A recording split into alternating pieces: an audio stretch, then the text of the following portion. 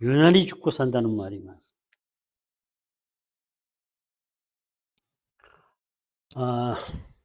로마서를 시작하고 4장에서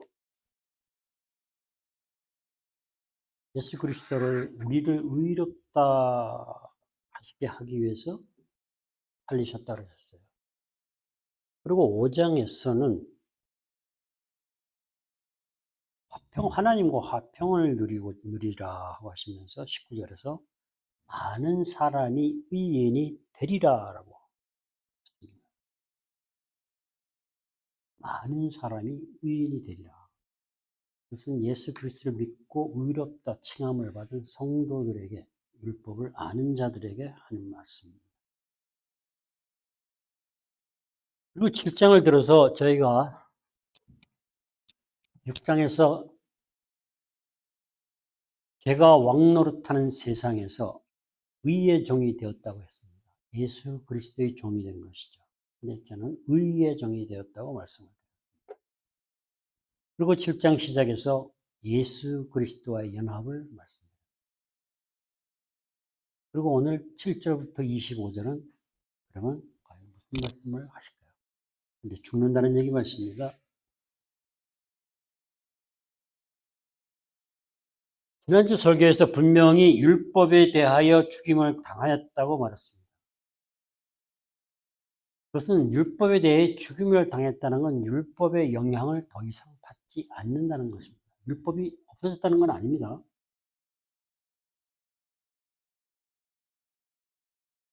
그러면서 율법에서 멀어 떨어졌다, 죄에서 벗어났다 하는 것을 부부의 결혼과 이혼을 가지고 그 비유를 가지고 너무 분명하게 죄에서 벗어났다는 것을 로마 교인들한테 알게 해 주셨습니다.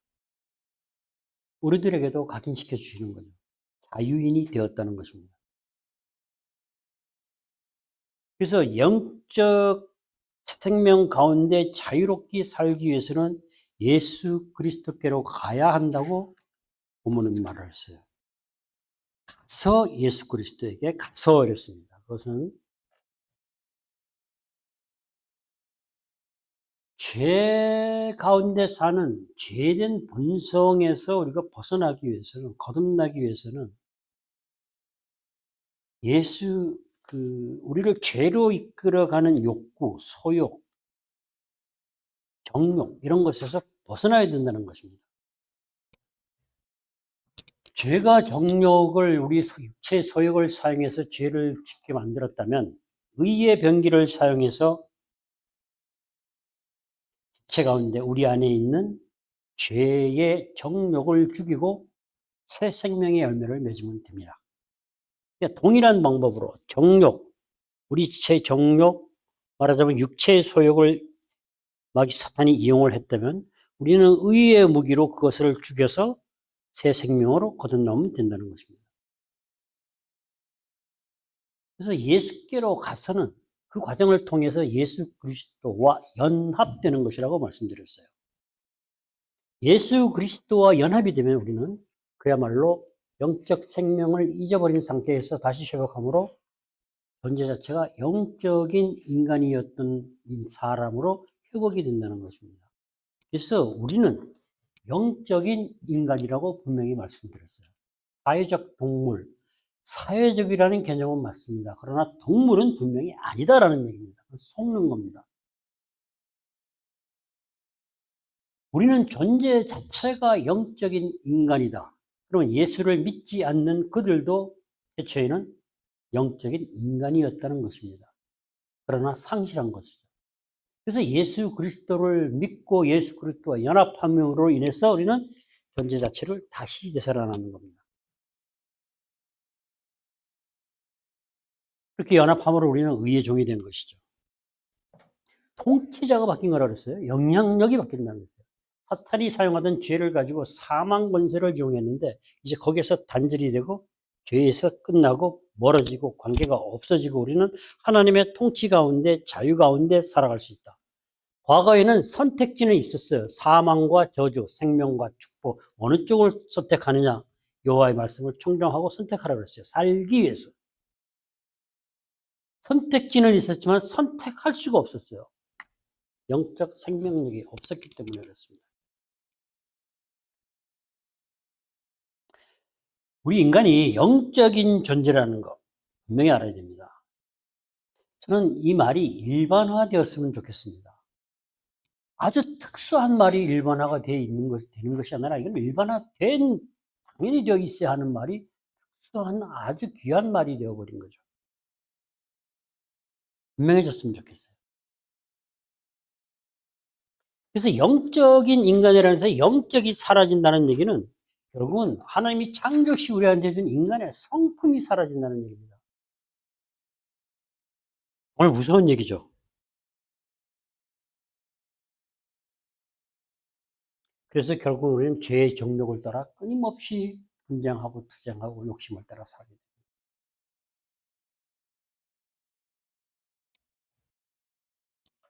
죄의 정욕, 지체라고 하는 음란과 사욕과 부정과 악한 정욕이라고 하는 탐심까지, 그런 것들을 죄된 본성을 죽여버린다면 우리는 새 생명의 열매를 맺을 수 있다고 말합니다.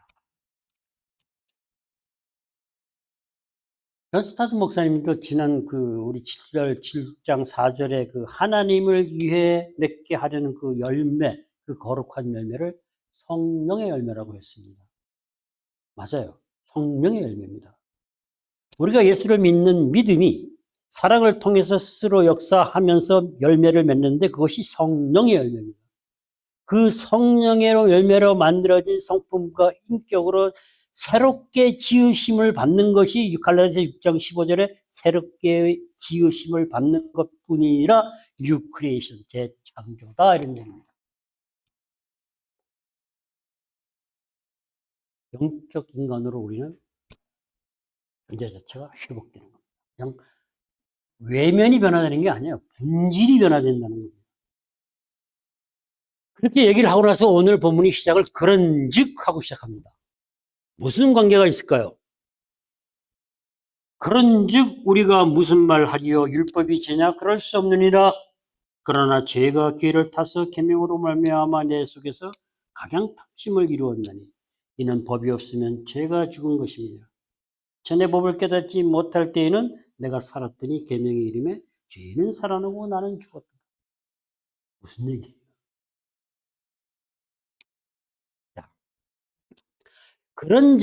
그런즉 우리가 그러므로라는 접속사도 많이 사용되는데 아주 중요하다고 말씀드렸어요. 이 그런즉도 마찬가지입니다. 이 접속사 그런즉의 용법은 이렇게 됩니다. 앞에 1절부터 6절 더 확장시키면 7장 7절 이전의 결과로 그 일이 일어남으로 가까운 데서 얘기하면 영의 새로운 것으로 복음으로 의롭게 됨으로 그 결과로 알 수 있는 것들이 오늘 본문이다라는 얘기입니다. 앞에 것을 결과나 원인으로 해서 뒤에 것을 알았다라는 얘기입니다. 그러면 이것은 무슨 얘기죠? 예수 그리스도와 연합한 바울이 그 과정을 통해서 알게 된 것들을 고백하는 것입니다. 그 과정을 통해서 연합을 이루어갔다는 말과도 같습니다. 그러니까 오늘 보면 참 중요합니다, 우리가. 왜냐하면 연합의 과정에서 바울이 깨닫고 실제로 경험한 것들을 이번에서 바울은 고백하고 있는 거예요. 그런 역사가 일어나야 된다고 하는 겁니다. 그게 그런즉이 가지고 있는 아주 중요한 요점입니다. 보세요. 앞에서 뭐라 그랬어요?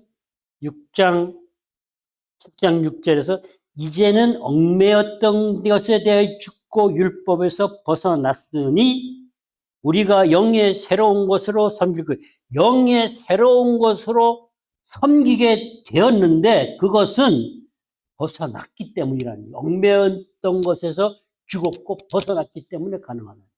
그 내용이 오늘 바울을 말해줍니다.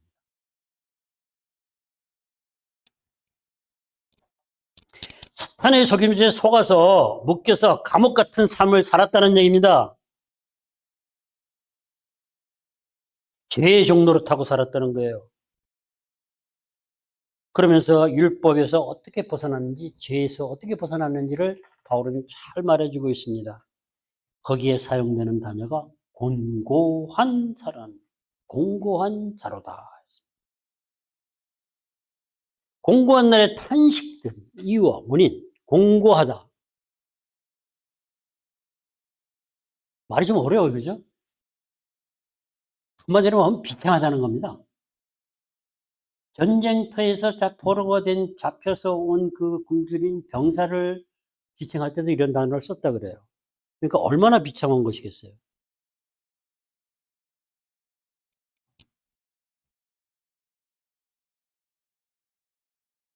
그런데 거기서 형통함을 가져다 주었다는 것입니다. 상황도 풀어주고 자유롭게 하고 소망의 확신까지 주었다고 바울은 오늘 고백합니다. 자, 율법은 죄, 바울이 제일 먼저 깨달은 것은 율법은 죄를 깨닫게 한다는 것이었어요. 율법의 행위로 구원을 이루어가는 것이 아니라 그건 속았고, 죄를 깨닫게 한다는 거죠. 죄를 죄되게 해서 더 강화시켜서 내 안에 죄된 본성을 보게 하고 죽이고 나를 살게. 그러니까 율법의 제한된 기능을 제일 먼저 바울은 깨달았어요. 왜냐하면 바울은 율법을 너무 잘 아는 사람이잖아요. 그러니까 우리도 성경을 너무 많이 읽고 잘 아는 지식적으로 많이 아는 분들이 정말 성경이 본질을 깨달아 알 때 그동안에 해온 것들을 돌이킬 수 있는 것과 같은 것 같아요. 율법이 아니고는 죄를 알지 못하였다 그랬습니다. 죄를 깨닫고 알게 한다 그랬어요. 그 율법을 통해서 바울이 율법을 철저하게 지키고 행했죠. 그죠? 그래서 율법이 복종해서 율법을 정죄당하는 자들을, 죄를 범하는 자들을 잡으러 다녔어요. 박해하고 그랬어요. 그것이 죄라고는 생각 안 했죠. 근데 그게 죄잖아요. 그것을 알았다는 겁니다. 이게 얼마나 대단한 거예요. 그죠? 물론 담에색에서 알게 하셨지만 자기가 율법 아래서 죄를 짓고 다녔다는 것을 정죄하고 죄를 만들어가고 박해하고 그러면서 내가 죄를 짓고 살았다는 것을 율법을 통해서 알았다는 거예요. 우리가 율법, 성경을 통해서 그렇게 내가 몰랐던 숨어있는 진짜 죄를 발견할 수 있어야 됩니다. 그래서 결국은 바울은 자기는 잘하고 구원을 이루어가면서 사는 줄 알았는데 어디서 살았어요? 사망에 이르게 되었다. 그것을 죽었다고 하는 겁니다. 바울이 공고한 사람이라다. 공고한 삶을 살 수밖에 없었다는 거예요. 자기가 그런 사람이라고 하는 것은. 왜? 율법과 죄 때문이라는 겁니다. 율법과 죄 때문에 공고한 사람이 되었다는 거예요. 율법과 죄 때문에 비참한 상태에 놓였다는 거예요. 심적으로 정말 고통스럽고 갈등은 많고 꼬챙이가 꽉 찌르는 것 같은 그런 시련을 지속적으로 당하고 그런 지속적으로 당하는 불쌍하고 불쌍한 사람이라는 거죠. 이렇게 얘기하면 바울에 대한 게 조금 감이 잡히시죠, 그죠? 바울이 얼마나 무시당하고 환난과 역경 가운데 핍박받고 살았습니까? 그 모든 삶이 바울은 사실 공고한 사람이었다는 것이에요. 왜 멀쩡하고 위세가 등등했던 바울이 할 말은 아니죠. 그렇잖아요. 그렇게 위세가 등등했는데 뭐 공고한 사람이에요. 그런 자신을 곤고한 사람이라고 바울은 고백하고 있는 겁니다. 그야말로 바울은 기진맥진한 상태다. 율법과 죄 가운데 나는 그렇게 살았다는 겁니다. 그러면서 오늘 7절을 시작하기 전에 앞에서 6절에서 그랬죠. 얽매였던 것에서 죽었다. 얽매였던 곳에서 벗어났다. 율법에서 벗어났다. 이런 얘기입니다.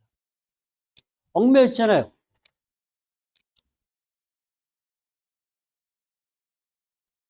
우리 지체, 육체의 소욕인 정욕과 사욕 같은 것을 사용해서 죄를 짓게 하고 죄를 가지고 우리를 가두고 자유의지를 박탈하고 사망의 열매를 맺어왔던 겁니다.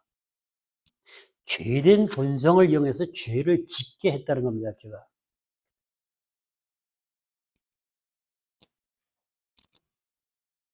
그럼 죄를 지어서 감옥에 들어가면, 죄 가운데 들어가면 어떻게 돼요? 우리가? 구속되는 거죠. 감옥에 갇히는 거죠. 포로가 되는 거잖아요.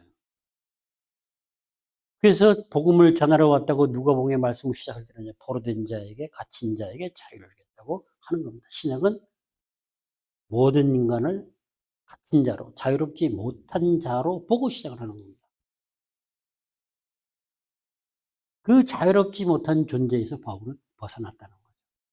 그것을 공고하면서 벗어났다는 거죠.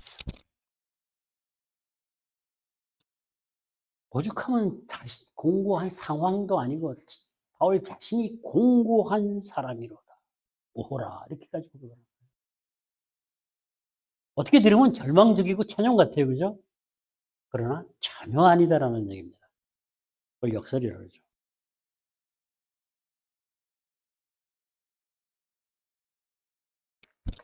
우리가 공고함 그러면 단말이 어려운데 사실은 죄 가운데서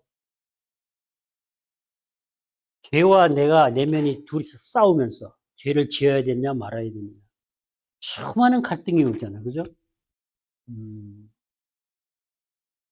제가 어렸을 때 직장에 들어갔을 때 전무님이 처음에 모아놓고 한 얘기가 이런 얘기를 했어요. 여자분들이 있으니까 집에서 남편 바가지 긁지 말라고 하는 얘기를 하는데 집에서 그렇게 남편을 바가지를 긁으면 상대적으로 비교해서 뭐 월급이 많고 뭐 냉장고 크고 집이 크고 자꾸 그러면 남편은 밖에 나가서 제한된 월급 안에서 살아야 되는데 아내를 생각하고 부정을 저질 수밖에. 남편이 아내가 원하는 걸 해주고 싶었을 거 아닙니까? 해주기 위해서는 자기 능력은 없어요. 근데 회사에 일을 하다 보니까 구멍이 보이면 부정을 저지르는 거예요. 그러한 갈등이 수없이 많다는 거예요. 그것이 안에서 싸우는 거죠, 항상. 근데 그것이 또 우리가 음란도 마찬가지잖아요. 실질적으로 간음을 했을 때만이 아니라 마음에 푼 것도 죄라 그랬습니다. 그러한 것들을 알게 하지 않았으면 죄가 죄인지를 모르고 자유롭게 살았던 거죠. 저도 과거에 그렇게 살았습니다. 그 죄가 죄인 줄도 모르고 살았어요. 당연하다고 생각하고 잘한다고 생각했습니다. 물론 영문화돼서 실질적으로 아는 어떤 부분을 향할 때는 양심의 가책 때문에 조금 꺼리기는 했지만 그 정도는 괜찮다고 스스로 위로하고 서로 위로하면서 죄를 짓고 살았어요. 그게 죄 가운데 사는 거예요. 율법이 얼마나 많은 엇박을 했습니까? 십계명의 규칙 10개에서 모세오경을 가지고 기본적으로 맞는 게 613개죠. 더 있어요, 사실은. 더 많아요. 죄의 목록이 많아지면 많아질수록 그 안에 해당이 안 되는 사람이 있겠어요? 완전히 묶는 겁니다. 가두는 겁니다. 죄를 지을 수밖에 없고 정죄는 많아질 수밖에 없다는 거예요. 근데 죄가 율법이 없고 그런 계명을 안 정해 놓으면 죄인은 안 생기잖아요. 죄를 짓지 않으니까, 범하지 않으니까. 사실은 지금 7장 7절부터 바울이 체험한 것을 일반화해서 얘기하고 있는 거예요. 가만히 보면 너무 재밌어요. 우리가 고린도 전후서 갈라디아서를 하면서 바울이 얼마나 핍박받고 공고한 상태에서 살았는지를 알기 때문에 더더욱 7장 7절부터 하반절은 실감날 수 있는 겁니다.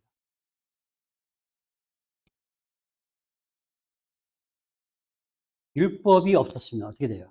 죄가 아니니까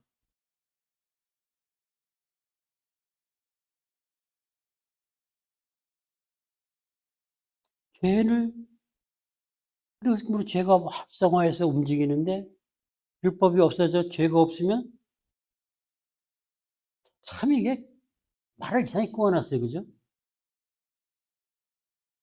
근데 한마디로 말하면 5장 13절에 율법이 없을 때에는 죄를 죄로 여기지 아니하였느니라라고 하는 것과 쌍통합니다. 그러나 율법이 수많은 계명을 만들어 놓음으로 인해 가지고 만들어내고 구속했다는 거죠. 바울이 분명하게 한 것은 죄를 깨닫게 하는 제한적 기능을 가진 게 율법이라는 거예요. 율법의 행위 자체를 가지고는 구원을 이루어갈 수 없는 거예요. 사람을 변화시키지 못해요. 그것을 그렇게 할 수 있다고 하는 것이 속이는 겁니다.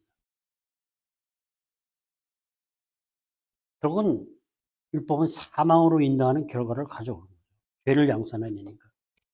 길을 잃게 만들었고, 갈 곳도 모르게 만들고, 구원을 이루어간다, 의롭게 된다.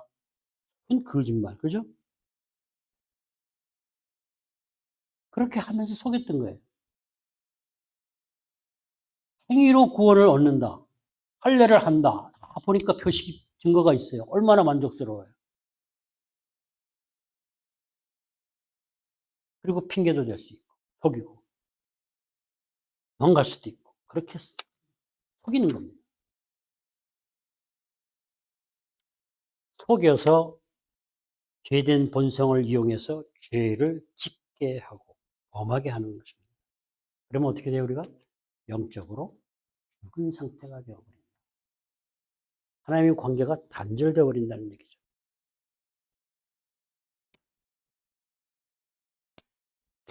죄를 죄라고 생각하지 않고 당연한 본능 정도로 생각하고 무시할 수 있게 되는 겁니다.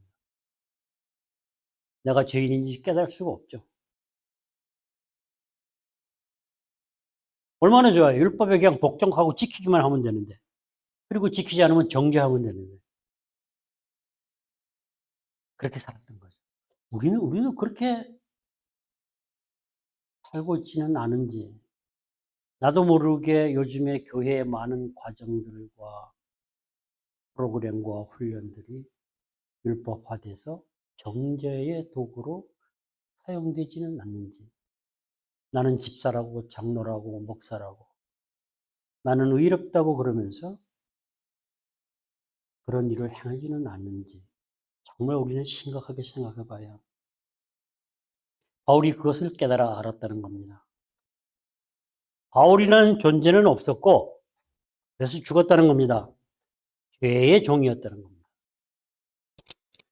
그러니까 우리가 나라는 존재를 모르고 살아요. 우리가 세상에 살 때 인간은 사회적 동물이다. 동물과에 속하는 줄 알고 살잖아요. 그렇게 교육을 시키고. 그래서 죄의 종노릇 했어요. 근데 뭐가 없어졌죠? 그 나라는 존재 자체는 영적인 인간인데 그 존재가 사라진 거 아니에요. 그리고 동물처럼 사는 거 아니에요. 바울이 그랬다는 겁니다. 죄의 종이었다는 겁니다. 바울이라는 존재는 없었다는 거죠.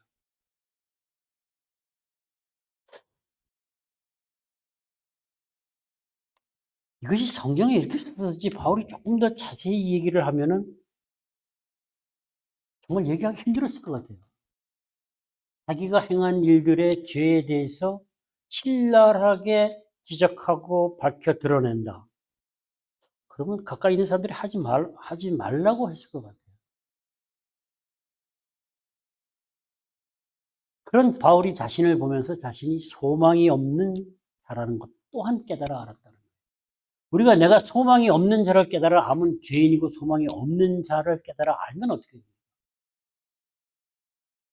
그것을 깨달아 알았을 때 사회적으로 사회에서 일반 사회 세상에서는 그냥 반성을 하고 뭐 돌아선다 그러는데 우리는 이런 것을 깨달아 알면 거기서 그치는 것이 아니라 소망 없고 죄 가운데서 공고한 가운데 고통스러워하는 나를 바라보는 하나님을 만날 수 있다는 겁니다. 만나 주신다는 겁니다.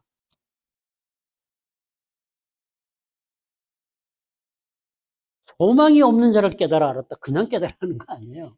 하나님의 임재 가운데 말씀하셨기 때문에 알 수 있는 겁니다.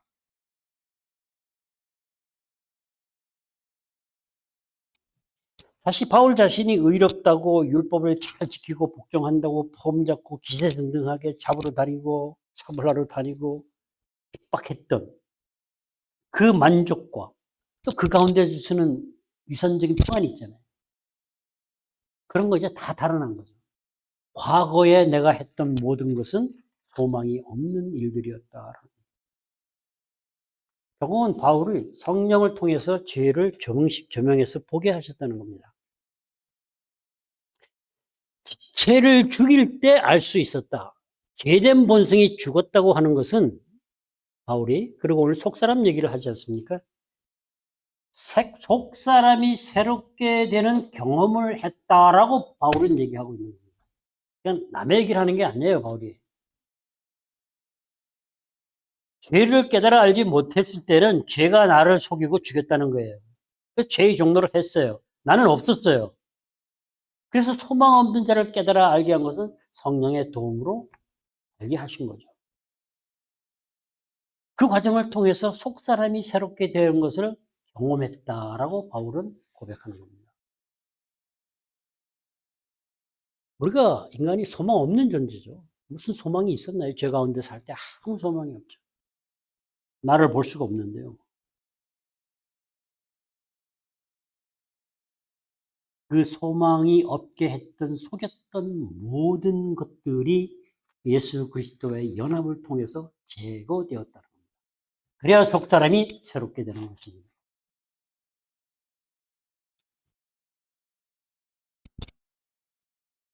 죄가 드러나기 위해서 율법을 선한 것이라고 얘기하고 있어요. 그래서 나를 죽게 만들었대요.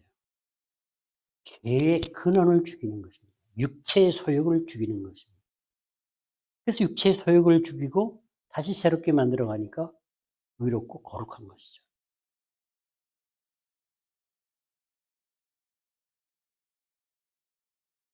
속사람이 새롭게 된다는 것은 아주 근본적인 변화를 얘기하는 것이에요.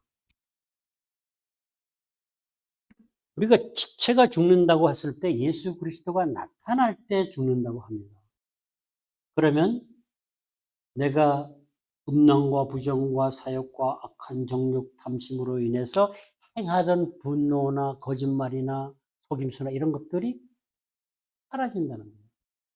그리고 그 자리에 성령의 열매가 들어앉아서 온유함과 겸손과 사랑으로 살아갈 수 있는 거예요. 그게 속사람의 성품으로, 속사람으로 만들어지는 겁니다.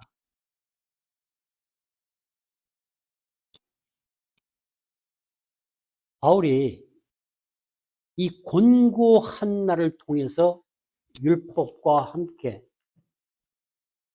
죽는다는 것은 그냥 죽는 게 아니고 죄된 본성이 죽는다는 것을 분명히 알았다는 거예요. 우리 그거 알아야 돼요.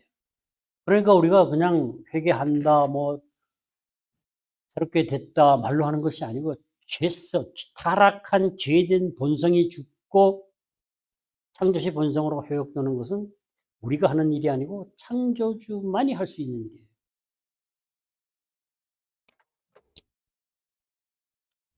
내 속에 죄가 거한다는 것은 의인화해서 얘기하는 건데, 죄가 정욕을, 사욕을 이용을 해서 죄를 짓게 한다.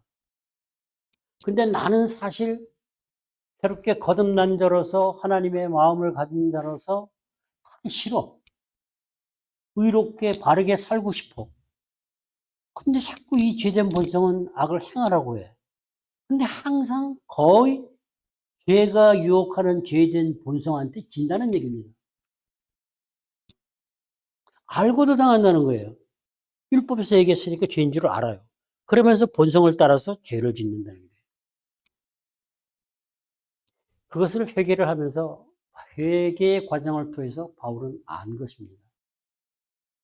그리고 그 갈등은 지금도 바울은 여전히 계속되고 있고, 예수를 믿는 우리도 거듭나고 하나님의 음성을 들으면서도 그 갈등은 지속된다는 겁니다. 속사람은 바울이 자기 안에 속사람이 원하는 것이 있고 다른 한 법이 있다 그랬어요. 마음의 법. 그것을 그 갈라디아서를 가지고 우리가 보면 그렇죠. 성령의 소욕과 육체의 소욕이라고 하죠. 성령의 소욕과 육체의 소욕이 함께 있는 것을 선과 악이 함께 있다고 말하고 있는 거예요. 그런데 항상 죄된 본성을 따라가니까 죄의 법 아래로 내가 잡혀간다고 고백하는 거예요. 그만큼 연약하다는 겁니다. 그래서 공고한 사람이 되었다는 거예요. 성령의 소욕을 따라가면 공고한 사람이 안 될 텐데 죄된 본성을 따라서 자꾸 사로잡혀 가니까 잡혀서 묵혀서 갇혀서 사니까 공고하고 힘든 삶을 살 수밖에 없다는 거예요. 그 두 가지 갈등 가운데, 소욕 가운데, 욕망 가운데, 욕구 가운데 갈등하는 것이 우리 인간들에게 가장 큰 사실은 고통입니다. 그로 인해서 죄에 빠져들어가서 태어나지 못하는 삶. 근데 이 공고한 사람이로다라고 했을 때 그 상태에 있으면 얘기를 할 수 있겠어요? 그곳에서 벗어나게 해주셨다는 거예요.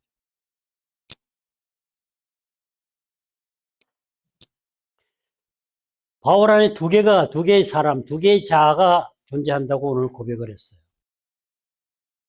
속사람, 그건 육신과 대조되는 거죠. 그죠?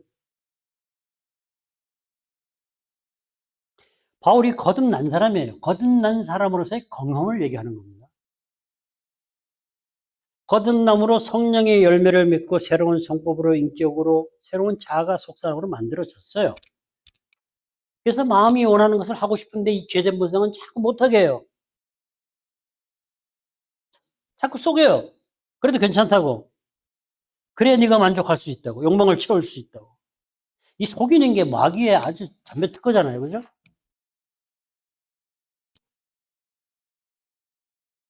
지속적인 갈등을 우리 안에서 만들어낸다는 것입니다. 오늘 여기서 그 갈등을 만들어낸 거 현재 분사형을 취했다는 얘기는 계속된다는 얘기입니다. 끝나지 않았다는 얘기입니다. 그러니 참 죄가 참 무서운 거예요. 죄가 무서운 게 아니라 사탄의 끈질긴 그 집요함이 무섭다는 겁니다. 왜 우리가 거듭난 후에도 두 가지 갈등 속에서 공고함이 지속되는 삶을 살아야 되느냐? 왜 그럴까요? 이게 창세기로 가야 답이 나옵니다. 창세기에서 하나님이 흙으로 사람을 지으시고 생기를 코에 불어넣었다 그랬어요. 그죠? 그래서 생명이 되어서 사람이 되었다.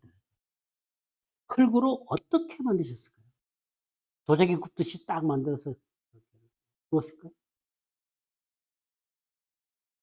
이거를 잘 생각을 해보시면은 우리가 부활의 영광스러운 부활의 몸도 생각해 볼 수 있습니다. 흙을 모아서 도자기처럼 이렇게 해서 만든 게 아니고 빚은 게 아니고 창조하시면서 만든 모든 물질이 구성하는 가장 기본적인 성분들을 모아서 빚어 만들어요. 그래야 이해가 되지 않습니까? 흙을 이렇게 도자기로 만들었다는 거예요. 모든 물질의 기본적인 원소를 모아서 사람을 만들었다. 그리고 하나님의 형상의 호흡을 불어넣었다. 이게 두 가지가 존재하는 겁니다. 흙의 성분과 영의 성분. 원소를 모아서 창조했다고 하면 우리가 이 땅의 모든 물질을 먹고 살고 유지해야 되는 것이 훨씬 이해가 빠르고 세상의 원소들을 가지고 인간을 빚어서 만들었다면 죽은 부활 후에 영의 몸은 영의 성분으로 만들 거 아니냐. 반드시 영의 몸을 입는다 그랬죠. 그러니까 흙에서 나오는 소욕과 호흡에서 나오는 그 두 가지가 있다는 거예요. 이것을 가지고 하나님의 경향과 육체의 경향이라고 그 두 가지 마음을 얘기하는 것입니다. 이게 항상 싸우는 거죠. 하나님은 하나님의 경향으로 살라고 만든 것이죠. 근데 타락하고 죄된 본성으로 인해서 단절되면서 육체의 소욕이 강화되고 하나님의 경향은 영적 생명력을 잊어버리니까 사라진답니다. 그걸 영적 코마라는 표현도 쓰는 분들이 있습니다. 현실된 거죠. 그러니까 영 하나님의 경향, 성령의 소욕, 흙으로 만든 육체의 소욕, 이 두 가지가 우리 이 육체의 소욕이라는 이 본능이 기본적으로 나쁜 거 아니에요, 그죠? 우리 몸을 유지하기 위해서 있어야 되는 거죠. 그것이 타락한 죄된 본성으로 인해서 탐심처럼 탐욕을 부리고 잘못 사용되기 때문에 문제라는 거죠. 그것을 통제할 수 있는 것이 생기, 하나님의 경향이었다는 것입니다. 그 경향이 영적 생명력이 상실됨으로 인해서 우리는 영적인 인간이 아니라 사회적 동물처럼 살아가게 되는 거죠.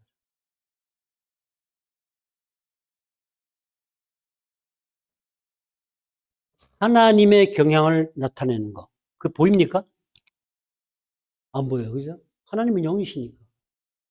육체적 경향은 보이는 겁니다. 그러니까 보이는 것이 훨씬 빠르고 훨씬 실감이 나지 보이지 않는 것은 안 보이니까 우리가 실감이 안 나잖아요. 그럼 갈등할 수밖에 없어요. 그리고 보이는 것이 보이지 않는 건 항상 좋은 것 같아요. 그죠? 달콤하고 좋아 보이잖아요. 그러면 보이지 않는 하나님의 경향은 나도 모르게 뒤로 밀고 무시하게 된다. 보이지 않는 하나님에 관한 많은 부분보다 보이는 것을 중요하게 여기고 지배적으로 생각한다면 우리는 육체적 경향이 강하다라고 할 수 있습니다. 육체의 소욕을 타락한 죄된 본성을 따라가기가 쉽다라는 얘기입니다. 우리가 이게 재밌어 보세요. 보이지 않는 하나님이 하나님의 경향, 하나님의 경향 보이지 않는 것이에요. 우리가 하나님의 성품으로 변화되고 그 사랑이 역사하고 성품으로 변화되고 하나님을 만나고 교제하고 인격이 자라가는 게 보입니까? 그 과정은 안 보이잖아요. 그러나 성품이 형성돼서 그 사랑이 드러날 때는 우리가 알 수가 있어요. 보이지 않는 겁니다.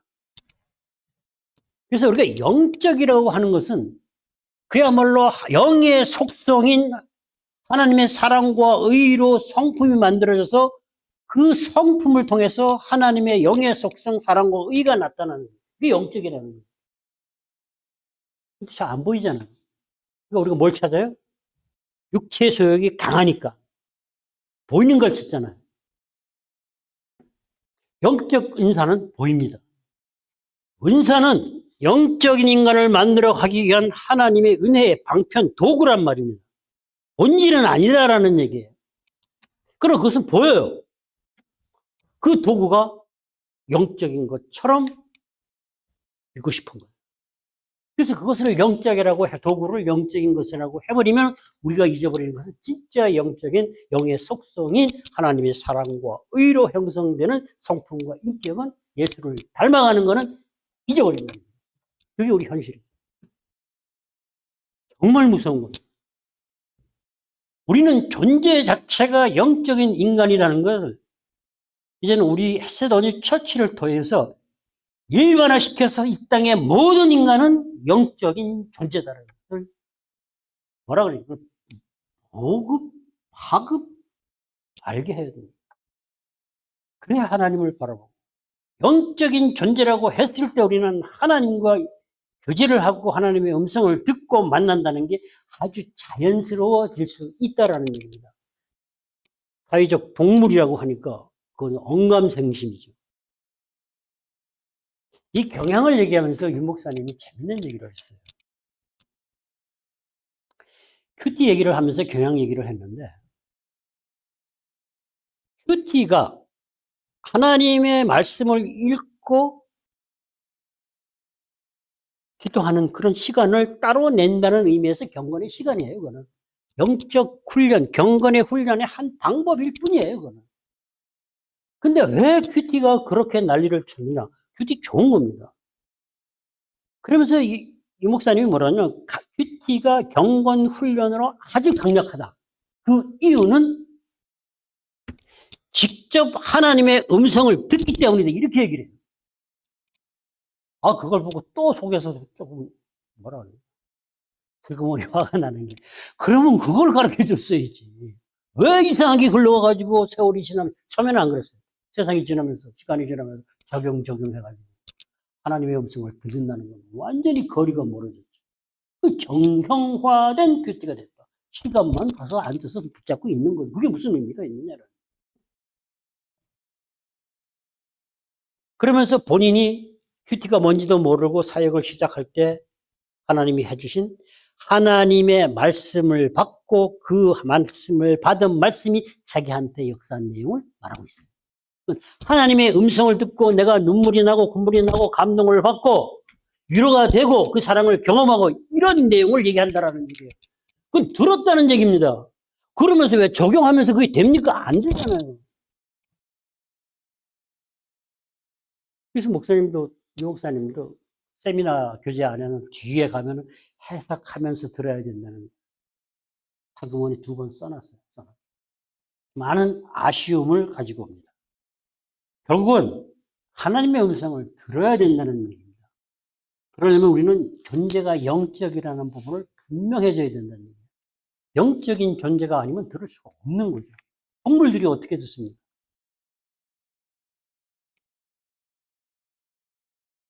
제가 조금 더 자세히 그 기록한 걸 보면 이래요. 성경 말씀 가운데서 내 가슴을 울리고 내면을 뒤흔들며 변화시키는 나에게 주시는 하나님의 말씀을 받게 되고 들었다는 얘기입니다. 아니면 성경의 말씀을 가지고 묵상하면서 다시 들었고요. 삶을 조명하면서 회개하고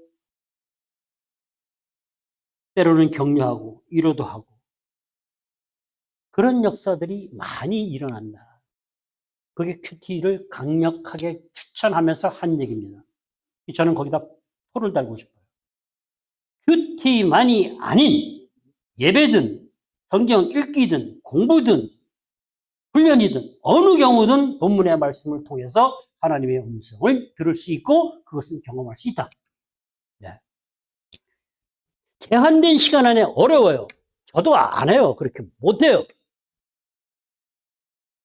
바로 보고 30분 안에 1시간 안에 해결이 되면 얼마나 좋겠습니까? 그러려면 엄청난 훈련과 학습이 됐을 때 가능합니다. 한 주일 설교 가지고도 그 안에서 제대로 깨달아 알고 듣기는 바쁩니다. 그래서 우리는 성경을 정말 읽고 연구하고 해석해 기도하고 묵상하면서 단순 읽기가 아니라는 거예요. 그 과정이 반드시 필요하다는 거죠. 그게 뭐예요? 보이지 않는 하나님을 기록된 성경의 말씀을 통해서 찾으려 하고 기도하고 생각하고 그게 뭐예요? 보이지 않는 하나님을 듣고 만나려고 하는 거 아니에요? 그게 하나님의 경향이에요. 그게 경건은. 그 생각으로 나아가면 됩니다. 돌아갈 필요가 없다는 얘기입니다. 내가 선 자리에서 바로 가면 되는 거예요. 돌이키면 되는 거예요. 그러면 하나님은 우리를 붙들고 인도해 주시는.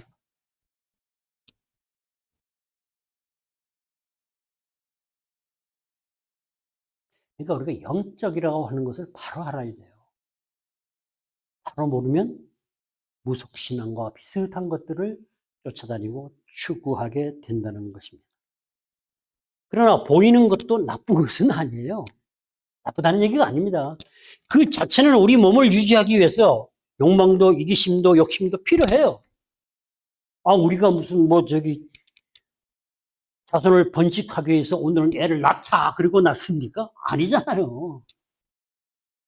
기본적인 어떤 그런 욕망, 성적인 그것을 주어서 자연스럽게 만들어서 번식해 가시는 것이죠. 그래서 보이는 것이 반드시 나쁜 것은 아닙니다. 왜 문제냐?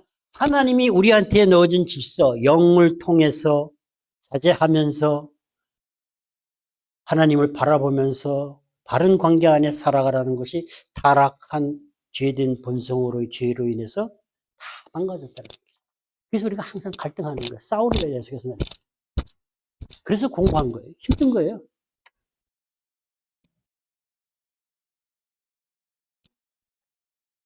그래서 하나님을 모르는 사람, 제가 믿기 전에 살았던 그 시간은 영적인 인간이 아니고 사회적인 동물이었던 거죠. 본능을 따라 생존을 위해서 산 거죠. 그럼 얼마나 감사해요. 영적인 코마 상태. 하나님과의 영적인 생명이 연결되지 못했다는 거죠. 그래서 저는 예수를 믿고 처음에 아버지라고 부를 때가 너무 좋았어요. 지금도 기도할 때 앉으면 다른 어떤 그 이름보다는 그냥 아버지 하나님이 가장 좋아요. 아주 마음이 편하고 부르기만 해도 좋고. 그 다음에 하는 것이 사랑하는 주님. 그때는 뭐 거기다 치유하는 하나님 전나 아니요. 그것이 우리가 영적 생명력이 연결됐을 때, 그 얘기는 우리는 누구나가 다 하나님과의 영적 생명력이 연결돼서 교제하고 듣고 대화할 수 있다. 그러신다. 우리는 에세도니 주신 그것을 활성화시켜 가야 된다는 거예요. 일반화시켜 가야 된다는 거예요. 그래서 모든 사람이 하나님과의 바른 관계를 나갈 수 있도록 해야 된다. 바울이 가장 강조하는 것은 부부관계를 가지고 자유를 얘기했잖아요. 그죠? 자유롭게 선택할 수 있다고 그랬잖아요. 선택할 수 있다는 겁니다. 죄 가운데 살 때는 타락한 본성에 맨날 지기 때문에 선택할 수 있는 자유의지가 박탈당했어요. 선택할 수가 없었어요. 근데 이제 우리는 예수를 믿는 우리는 자유롭게 선택할 수 있어요. 얼마나 감사합니까? 그것이 참 자유라는 겁니다.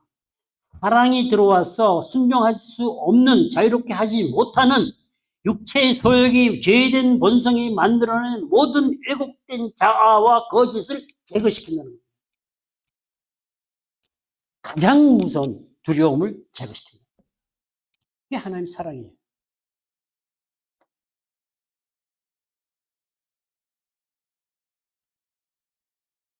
이제는 우리가 선택하고 결단하고 나아가면 된다는 겁니다.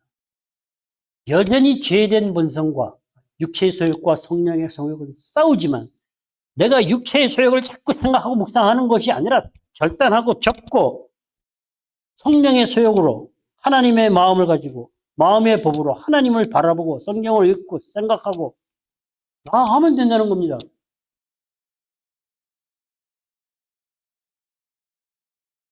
육체의 경향을 거부하면 되는 겁니다. 하면 안 돼요. 자꾸 늘어지면 안 돼요. 아시잖아요. 텔레비 연애 소설 한참 보고 재밌는 무협지 소설 보고 나면 그 영혼이 한참씩 남아서 가잖아요. 그거 잡히면 안 되는 거예요.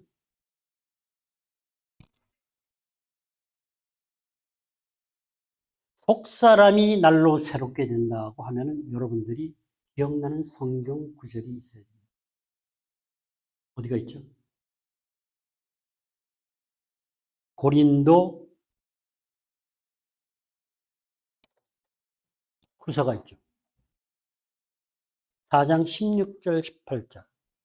여기서 바울이 말하는 환난에 경한 것 가운데 속사람이 날로 새롭게 되어간다는 겁니다.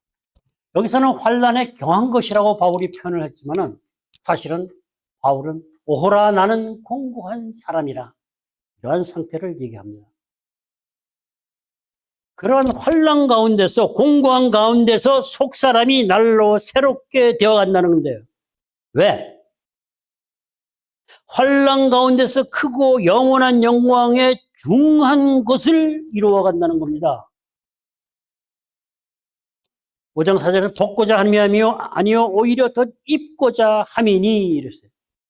부활과 부활체의 소망을 두고 영생의 삶을 살아가게 되었다는 겁니다. 그리고 영원한 영광에 중한 것은 부활체를 말하는 것입니다. 이것을 고린도전서에서는 또 이렇게 얘기하죠. 썩을 것이 썩지 아니함을 입고 죽을 것이 죽지 아니함을 입을 때에 이렇게 말합니다. 이것은 속사람이 날로 새롭게 되는 예수 그리스도를 믿고 의롭게 된 자들이 예수 그리스도와의 연합을 통해서 내가 죽고 예수가 사는 그 과정 속에 우리에게 주어진, 바울에게 주어진 소망의 확신이라는 거예요. 속사람이 새롭게 만들어지는데 이 속사람이 새롭게 되어서 가면서 나는 주님 앞에서 영광스러운 부활체를 입을 것이다. 얼마나 신나요. 저는 조금 더 기대를 가지고 바라보게 됐어요. 왜? 모든 물질의 원소를 모집해서 수집해서 가지고 만들었다면 영의 성분은 뭘까? 얼마나 빛나고 영광스러운 것일까? 우리는 그 기대와 소망을 가지고 확신을 가지고 육체의 교양을 따라 갈 것이 아니라 성령의 소욕을 따라 사는 의인의 삶을 살 수 있기를 소망합니다. 예수를 믿는 믿음으로 산다는 것, 속사람이 날로 새롭게 된다는 것은 의인의 삶이에요.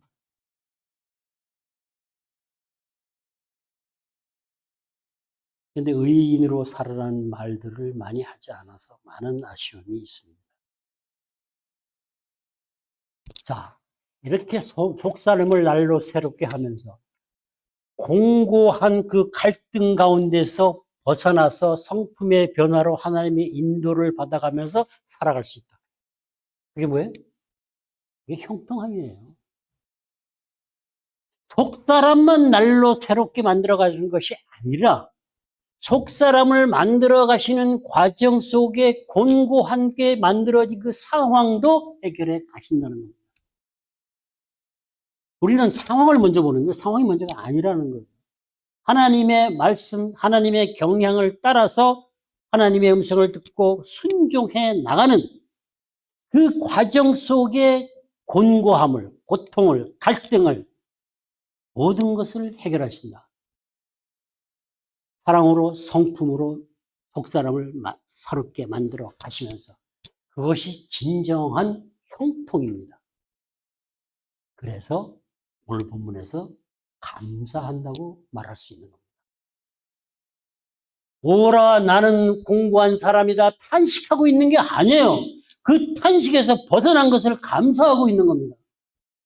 이렇게 나를 벗어나게 하신 우리 주 예수 그리스도 하나님 아버지의 그 사랑과 그 의에 감사하는 거예요. 너희도 그렇게 감사하고 소망을 가지고 확신을 가지고 살아갈 수 있다. 영의 새로운 것이라는 말을 다시 한번 정리할게요. 영의 새로운 것으로 한다는 것은 성령의 역사로 말미암는 것입니다.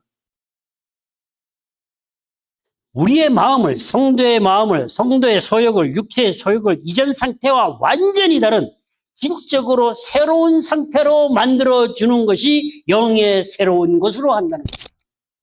그리고 영의 새로운 것을 섬긴다는 것은 예속되는 것을 관계를 새롭게 한다는 것이에요. 우리 속사람을 완전히 새롭게 해서 하나님과의 관계를 바르게 올바르게 만들어서 살아가게 한다는 겁니다.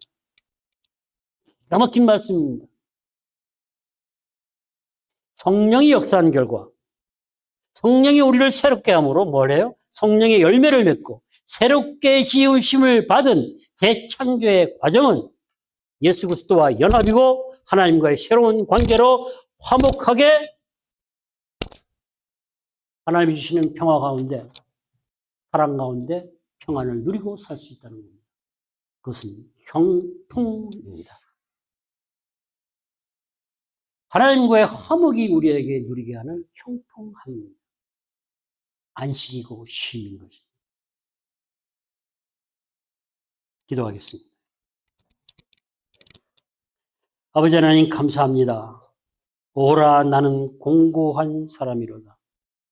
우리 모두가 성령의 소욕과 육체의 소욕 가운데 갈등하며 공고한 삶을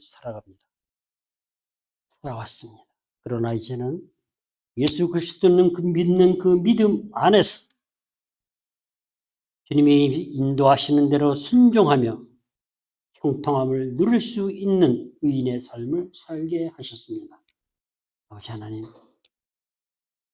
재창조의 역사로 영적 인간으로 완전히 회복시키시고자 하시는 아버지 하나님, 이 땅의 모든 인간이 영적인 인간, 영적인 존재라는 것을 알고 아버지 하나님을 바라보며 살아갈 수 있도록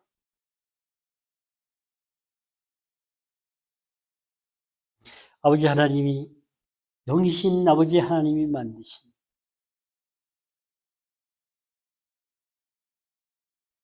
아버지 하나님 알고 살아갈 수 있도록 이제는 더 이상 속지 않도록 여있게 할 수 있도록 돌아설 수 있도록 저희들을 인도해 주시고 저들을 불쌍히 여겨 주시옵소서. 그러나 여전히 주님을 믿고 나아가는 우리들도 공고한 날에 처할 때가 많이 있습니다. 깨어 있을 수 있도록 주의 영으로 충만하게 하여 주시고 하나님 안에서 그리스도와 함께 교제하며 살아갈 수 있도록 경건한 삶을 의인의 삶을 살아갈 수 있도록 인도하시고 축복해 주시옵소서. 예수님의 이름으로 기도했습니다.